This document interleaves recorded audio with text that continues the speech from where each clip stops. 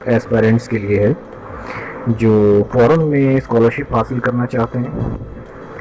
और जैसा कि आप जानते हैं कि तकरीबन तमाम स्कॉलरशिप्स में आपको अपने जो होस्ट इंस्टीट्यूट होता है, जो भी रेलेवेंट जहां आप अप्लाई करना चाहते हैं उस पोजीशन के हवाले से, तो वहां से आपको एक कंसेंट लेटर लेना होता है जिसमें आपको अपनी जो इंटरेस्टेड लैब है जहां आप काम करना चाहते हैं इन फ्यूचर, अगर आपको वो स्कॉलरशिप एक्वायर हो जाता है तो उसके हवाले से आपको उस होस्ट इंस्टीट्यूट की जो लैब है वहाँ से इजाज़तनामा लेना होता है, कंसेंट लेटर लेना होता है, जिसमें वो आपको लिख के देते हैं कि जी ठीक है, हमारे पास लैब में जगह मौजूद है और आप यहाँ अप्लाई कर सकते हैं और हम आपको as a student of PhD और पोस्ट डॉक और इवन MSc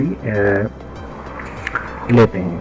तो जब वो आपको लेटर मिल जाता है तो उसके बाद फिर आप आगे अपने स्कॉलरशिप के हवाले से प्रोसीड कर सकते हैं। और कॉमनली ऐसा होता है कि अगर आपको कंसेंट लेटर मिल जाता है अपने डिज़ायर प्रोफेसर से या डिज़ायर लैब से, तो वो आपको स्कॉलरशिप भी तकरीबन मिल जाता है। लेकिन अमूमन होता कुछ यूँ है कि जो कवर लेटर हम लिखते हैं कंसेंट लेटर के लिए अपने डिज़ायर प्रोफेसर को, जैसे हमें मेरा ये इंटरेस्ट है, मेरा ये रिसर्च बैकग्राउंड है और मैं इसी रिसर्च बैकग्राउंड के हवाले से आगे परस्यू करना चाहता हूँ अपनी MPhil या PhD, तो मुझे आप काइंडली जो है कंसीडर करें। मैं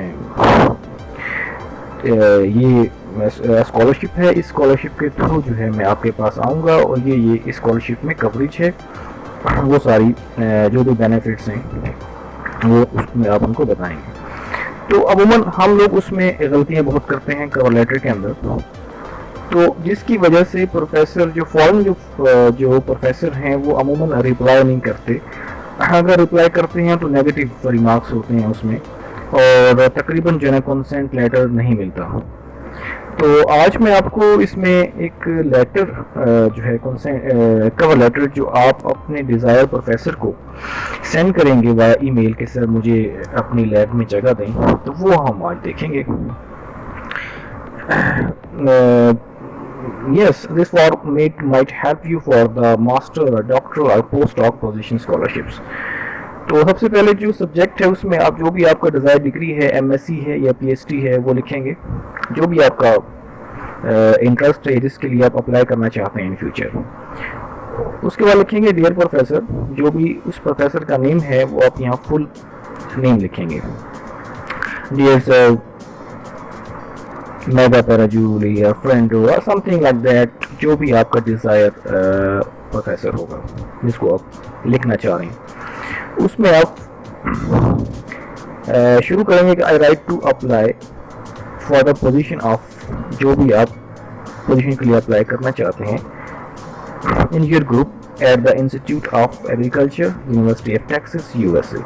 जो भी आप जिस भी यूनिवर्सिटी में आप अप्लाई करना चाहते हैं उसमें आप उसका इंट्रोडक्शन देंगे कि सर मैं इसमें एज ए डॉक्टरल या एज ए मास्टर स्टूडेंट आना चाहता हूँ। उसके बाद आप अपना उसको थोड़ा सा बैकग्राउंड समझाएंगे कि sir I recently completed my master और bachelor degree as you did at the university of फला फला, जो भी आपने जिस यहाँ से भी आपने अपनी मास्टर या बैचलर या MPhil कंप्लीट की है वो आप यहाँ मेंशन कर देंगे। देन आप एक्सपीरियंस अपना बताएंगे कि yes sir I have 8 years of experience, I have 3 years of experience, ये जो भी आपका एक्सपीरियंस है वो यहाँ पर आप लाजमी मेंशन करेंगे, ताकि ये आपको बताया जाए कि सर आपके मेरे पास एक्सपीरियंस भी है, मैं कोई बिल्कुल खाली नहीं हूँ। तो अगर मैं आपकी लैब में आता हूँ तो आप मुझे वेलकम करें विदाउट एनी हेजिटेशन। रिलेक्टेंट नहीं फील करेगा प्रोफेसर अगर आपको उसको अपना एक्सपीरियंस बताएंगे। तो जो भी आपका एक्सपीरियंस होगा, जैसे मैंने तो लिखा है जो इसमें है माइक्रोबियल पैथोजेंसीज, एंटी माइक्रोबियल रेजिस्टेंस, जो भी आपका वो यहाँ पर आप लिखेंगे। देन आप माई बैचलर थीसिस वाज ऑन, जो भी आपका थीसिस था, अगर आपकी रिसर्च स्टडी थी तो आपने लाजमन कोई थीसिस जो है वो प्रोड्यूस किया होगा, उसका आप उसमें उसका नेम लिखेंगे और जहाँ से आपने किया था वो इंस्टीट्यूट लिखेंगे, उसका टाइटल लिखेंगे आप बेसिकली जो थीसिस था। उसके बाद जो फाइंडिंग थी आप उस स्टडी की जो आपने अपनी मास्टर लेवल पे या एमफिल लेवल पे या इवन पीएचडी लेवल पे जो फाइंडिंग की थी वो आप उसको बताएंगे ब्रीफली, ताकि उसकी समझ आ जाए कि आप कहना क्या चाह रहे हैं और क्या चीज़ें आप आगे परस्यू करना चाह रहे हैं उसके साथ उसकी लैब में। ओके, उसके बाद ये चीज़ें हो गई हैं, इंट्रोडक्शन हो गया है, एक्सपीरियंस बता दिया है, डिग्री कहाँ से आपने कंप्लीट की ये आपने उसको बता दिया है ब्रीफली। देन आप क्या करेंगे कि in order to know more about microbial pathogenesis and their antimicrobial resistance machinery, I started my master program at the University of Agriculture, Faisalabad. जो भी आपने मास्टर में या पीएचडी में काम किया था कि सर मैं उसको परस्यू करना चाह रहा हूँ, इसलिए मैंने मास्टर प्रोग्राम एनरोल किया था and now my master thesis focused on this मैंने मेरा जो था वो mechanism of anti microbial resistance in insect.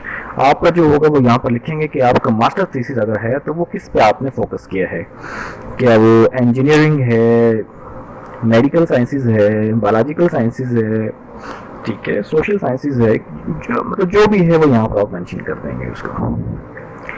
तो उसके बाद उसकी जो फाइंडिंग है, part of the finding of the results, वो कहाँ हुई है पब्लिश्ड कि जनरल में है, तो वो भी आप यहाँ पर तफसील में इस पैराग्राफ में लिखेंगे सारा। ये पैराग्राफ है इसमें सारा। जब आप उस फाइंडिंग के हवाले से लिख देंगे तो उसके बाद आप लिखेंगे the experience so far has broadened my knowledge and skill in advanced microbiology techniques such as generation of mutant strain using homologous gene replacement techniques। जो भी आपने एक्सपीरियंस एक्वायर किया ये तमाम एक्सपेरिमेंट करने के बाद वो आप यहाँ पर लिखेंगे। Right your own research finding briefly in this paragraph.